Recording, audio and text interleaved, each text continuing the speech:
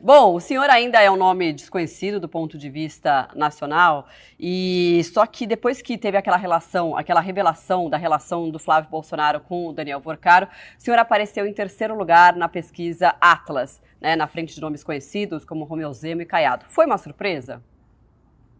Não, não porque não é verdade. Eu já estava na frente deles antes. Eu já estava crescendo também antes da revelação. Não sou fruto dos erros do Flávio de maneira alguma. Na verdade, eu já estou em terceiro na pesquisa Atlas desde março. E aí eu já tinha ultrapassado eles antes. E eu estou numa curva de subida anterior a esse processo. Tanto que eu estaria atingindo esses números com ou sem o Flávio. Então, eu já esperava. Né? Minha meta era chegar a coisa de 10 a 12% até as vésperas da eleição, lá para agosto, e eu vou alcançar essa meta.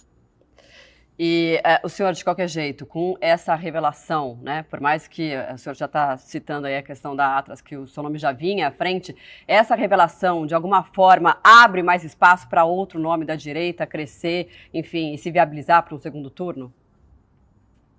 Abre, no caso, mais para mim, porque os demais pré-candidatos de direita, o Zema e o Caiado, eles se colocam como auxiliares do Flávio. E eles se reuniram, inclusive, recentemente com o Flávio, gravam vídeos. O Zema já se colocou novamente como uma opção de parceiro, de vice com o Flávio. Então fica aquela coisa esquisita em que o Zema diz que é imperdoável o que o Flávio fez, mas ele topa ser vice de um cara.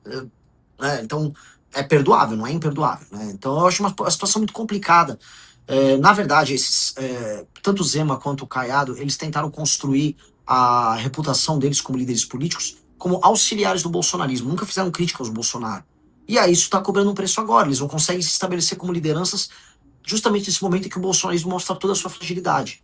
E eu não sei como eles vão resolver isso. Para mim, que estou firmando uma liderança que é crítica a qualquer grupo político que se envolve em escândalo de corrupção, para mim é natural, vamos dizer, esse encaminhamento. Então, onde sou conhecido, especialmente dos mais jovens, as pessoas mais bem informadas, eu já estou numa posição bem boa. E, Renan, bom, o senhor é um crítico do bolsonarismo, né? Não só do presidente Lula, mas dentro do seu espectro político que é a direita, o senhor é um crítico do bolsonarismo. Queria saber onde que o bolsonarismo errou na sua avaliação. Nossa, então prepare uma live de 3 horas. Foram muitas coisas. O bolsonarismo, primeiro, é um movimento sectário dentro da sociedade civil. Ele é um movimento que ele é oco em termos de perspectiva de Brasil, em termos de ideias. Então, não adianta você chegar ao poder por ser popular junto a uma parte do eleitorado e não saber o que fazer quando você chega no poder. Terceiro, que a família Bolsonaro já estava envolvida em escândalos de corrupção antes mesmo de chegar no governo em 2019. E essa corrupção pretérita, especialmente do Flávio, cobrou um preço. Tanto que o Bolsonaro teve que destruir a Operação Lava Jato, o próprio aparato de investigação do Estado brasileiro, num acordo com a STF para salvar o Flávio. O Bolsonaro não fez um bom governo, ele se comportou de maneira bizarra ali na pandemia, ele manipulou seus seguidores por muito tempo, enquanto especialmente seu filho Flávio fazia negócios. Esse é o problema. O seu filho Flávio diz que é um representante da moral, dos bons costumes, da família brasileira, enquanto ficava fazendo negócios com gente que não presta durante todo esse período e traindo esse próprio eleitor. O eleitor ficava indo para frente de quartel, né, pedir intervenção militar contra o STF, enquanto o Flávio fazia negócios com caras que andavam com essa turma do STF. E aí, cara, isso é insustentável. Né? Isso é um projeto político insustentável que se baseia na mentira, especialmente na mentira sobre idosos. Você ficar enganando os senhores e senhoras de idade, que é o que o Flávio faz, que o bolsonarismo faz, eu acho uma das coisas mais canalhas. É a versão política do escândalo do INSS. Porque o escândalo do INSS era uma forma de enganar idosos para tirar dinheiro deles. O Flávio Bolsonaro basicamente enganar idosos para tirar voto deles. Eu acho isso horrível. O senhor também, né, se coloca como nome antissistema, lembrando que o ex-presidente Bolsonaro também fez isso quando venceu em 2018. Qual que será a diferença para o eleitor? Como é que o senhor vai fazer esse distanciamento? Eu não sou antissistema, eu nunca falei isso. Pelo contrário, eu sou presidente de um partido político. Eu quero reformar o sistema brasileiro. Eu estou fora desses jogos escrotos que tem na política brasileira, troca de favores dos mais baixos, escândalos de corrupção. Eu não tenho nada a ver com isso. Mas eu não sou um antissistema. Quando a gente tocou o impeachment da Dilma Rousseff, não apenas nós fizemos a parte das ruas, mobilizamos as pessoas, mas nós fomos até o parlamento negociar com as lideranças dos partidos políticos para obter a maioria para fazer o impeachment. Então, eu não gosto desse rótulo, nunca tive. O rótulo que cabe em mim eu sou um reformista radical. Eu quero fazer reformas radicais naquilo que a gente chama de sistema, para fazer o que ele opera em favor dos brasileiros e não mais a favor de uma minoria em Brasília. Que tipo de reforma radical? Qual seria a principal? Vou São muitas, desde reformas que vão no campo fiscal e econômico, reforma de competitividade, até uma reforma profunda no sistema penal, uma reforma no sistema persecutório do Estado brasileiro para enfrentar o crime organizado, uma reforma que tem um impacto político, uma reforma de gestão das cidades brasileiras. Boa parte das cidades brasileiras elas não têm função, elas apenas vivem de orçamento que vem do governo federal e não entregam bons serviços públicos e ah, não impõem a si próprias a necessidade de fazer seus cidadãos terem atividades econômicas de modo ao cidadão se emanciparem da dependência do Estado. E nós temos uma reforma profunda para alterar isso. Esses são 3 exemplos que eu coloco aqui de reformas que alterariam toda a dinâmica política, econômica e social do Brasil. Isso não é uma coisa de uma pessoa de sistema, muito pelo contrário, é uma pessoa que estuda muito aquilo que a gente chama de sistema e que quer alterar ele e quer alterar a forma como ele funciona. Por que o senhor acha que veio esse rótulo que o senhor disse que não gosta? Porque é um rótulo. Não digo que é um seu, acho que você é uma jornalista séria, mas muita gente na internet é preguiçosa em fazer pesquisa. E aí acha, ele é um cara antissistema. Porque eu sou de um movimento político, ou não sou do partido do Kassab. Eu acho que só tem preguiça nisso, de parte da imprensa ou parte da análise política. O Renan é antissistema. É igual pessoas que me comparam ao Pablo Marçal, que é um estelionatário. Não tem nada a ver com isso. Candidato de direita, como que o senhor se definiria, né? Dentro da direita, quais que são os seus propósitos? Enfim, o que o senhor mais acredita como uma mudança de fato, se, claro, for eleito presidente nesse ano? Eu acho assim, quando a gente estuda, vamos dizer, quando a gente tem uma leitura política do que é o nosso grupo político, tanto o movimento quanto o partido, nós podemos ser classificados de maneira clássica como um grupo de direita. Né? Lei e ordem, a ideia de que boas hierarquias fazem bem para uma sociedade, a ideia de que existe um sistema de valores e de uma tradição que nos define como povo e que precisam ser mantidas. Então, isso nos coloca mais no campo da direita, mas isso nos torna dogmáticos. Eu vou dar um exemplo. A nossa reforma das cidades brasileiras, do Estado brasileiro, que é a Lei de Responsabilidade Gerencial, ela encontra eco, vamos dizer, na administração do Japão e na administração de algumas províncias na própria China.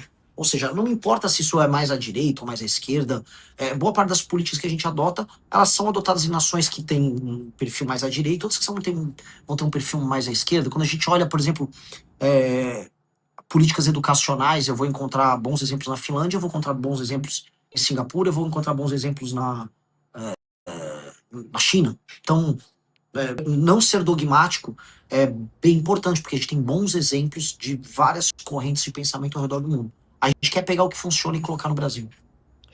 O senhor pensa em alguma possibilidade de compor uma chapa com outro nome da direita? Em que sentido? Sim.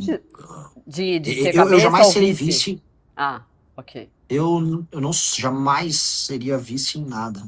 Nada, absolutamente nada. Bom, Ou se alguém quiser ser vice, aí tem que me procurar. sim, o senhor vê essa possibilidade? Se Essa alguém conversa, quiser, essa aí tem que me abertura? procurar. Não, sim, sim. E não só eu, como Kim, as lideranças do nosso grupo, a gente sempre foi bom de papo, bom de conversa para abrir um projeto legal. Eu tinha feito uma vez uma provocação na Jovem Pan. Falei pro Caiado e o Zema, vamos sair dessa velharia de bolsonarismo. Por mais que o Caiado seja uma pessoa de idade, ele é mais, vamos dizer, mais novo de cabeça do que os Bolsonaro. E, vamos fazer uma coisa nova, não vamos ter medo de ousar. Mas o problema é que os atuais nomes, eles têm um receio em ousar. Eles, inclusive, evitam me citar, né? Então, todas as pessoas ficavam falando em terceira via, sempre era os governadores. Até que eu ultrapassei eles. E aí, né, é meio inevitável falar sobre mim, mas eles evitam falar até agora. O que não faz muita diferença para mim, para ser sincero, mas lógico que eu gostaria de conversar, eu acho que todos eles têm alguma coisa a agregar. E no projeto que a gente tem para o Brasil, a gente vai precisar fazer uma coalizão com todo o Brasil que trabalha e produz. E isso incluiria políticos que, a despeito de algumas discordâncias pontuais que eu posso ter aqui e ali, eles agregariam demais. O Caiado foi um bom governador em Goiás. Efetivamente, o Leite foi um bom governador no Rio Grande do Sul. Ratinho não diria com a mesma energia, mas o Zema tem alguns pontos positivos para trazer do governo de Minas Gerais. Então, sim, a gente toparia sentar e conversar. e compor um projeto comum de Brasil. Mas, naturalmente, o projeto é o nosso. Até porque, vou dar um exemplo. Eu tô aqui com o livro Amarelo, né? Que é o programa nosso. A gente publicou 6 livros com estudos e projetos para o Brasil. A gente estudou muito para chegar até aqui. E tá propondo muita coisa. E, infelizmente, eu não vejo das demais pré-candidaturas nada nesse sentido. E como eles não têm, então, bom, plano nós temos, as pessoas já estão reconhecendo, eu estou ultrapassando eles, mesmo tendo muito menos recurso no nosso partido político. Então seria natural eles aderirem a um projeto mais sólido que tem. O senhor tem um forte apelo, né, nas redes sociais. Um levantamento da Ativa Web que a gente trouxe ontem mostrou que o senhor é o que mais teve engajamento entre os presidenciáveis nos últimos 30 dias. A que o senhor acredita esse resultado? Eu não sei. Eu não sei, porque se os outros têm agências de publicidade, têm marqueteiros. Eu gravo meus próprios vídeos, eu faço os roteiros dos próprios vídeos, eu tenho uma ou duas pessoas que me filmam, o tipo de visão de mundo que eu divulgo, a visão de mundo que eu divulgo nas minhas lives. Acho que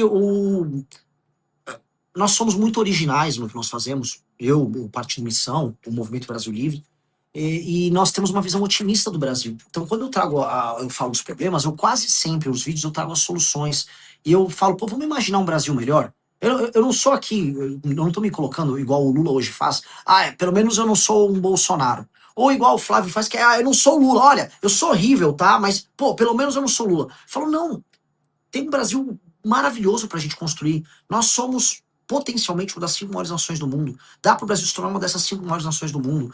Dá para a gente desfavelizar o Brasil. Dá para a gente ter investimento em infraestrutura. Dá para o Brasil ser economicamente um país complexo em muitos termos. E não só um exportador de commodities. Dá para a gente destruir o crime organizado. Dá para a gente fazer todas essas coisas. E quando você traz essa visão otimista, aí você traz as pessoas para um caminho que não é o caminho só da treta por si só, mas um caminho otimista e, vamos dizer, construtivo, imaginativo. E eu acho que isso é muito sedutor, no melhor sentido do termo. É muito sedutor você pensar que, pô, em vez de eu ficar brigando aqui, tem um louco, um tal de Renan, falando de propostas sérias, ambiciosas e possíveis para o meu país. E aí você começa a conquistar, inclusive, as pessoas e os lugares do Brasil que estão mais céticos. No Nordeste foi isso, sabe? Ir para os lugares que tem menos atividade econômica, que tem uma pobreza geral, falar, cara, dá para o Maranhão ser um baita estado. Imagina você falar isso pro Maranhão. O Maranhão hoje é o oposto do baita estado. O Maranhão hoje é o pior estado para se viver no Brasil. É horrível hoje morar no Maranhão. E você falar, não, tem muita potencialidade, mas tudo isso está sendo travado pelas escolhas políticas de uma elite local horrorosa que vocês têm. E ao trazer esse tipo de diálogo, você começa a construir algo. Então é uma pré-campanha muito construtiva, assim, e ambiciosa nesse sentido. E a gente conseguiu refletir isso nos nossos conteúdos, e aí o desempenho em redes, ele vai. Porque se você olhar direitinho, eu não sou um provocador, eu não sou um cara que faz vídeos, vamos dizer, ou produz conteúdos, ou vai encontrar jornalistas para lacrar. Eu não tô lacrando em ninguém. Eu tô tentando ser o mais honesto e preciso possível.